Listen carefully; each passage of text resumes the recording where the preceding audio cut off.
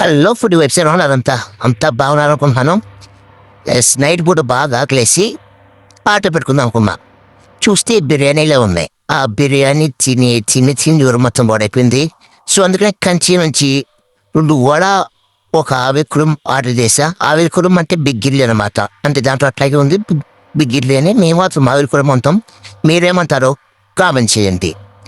ఆవిరి కురం నార్మల్ ఆవిరి కురం కాదు, విత్ నెయ్యిలో ముంచారో తెలియదు కానీ అంత గీ అయితే ఎక్కువ వేసేసారు. చాలా బాగుంది.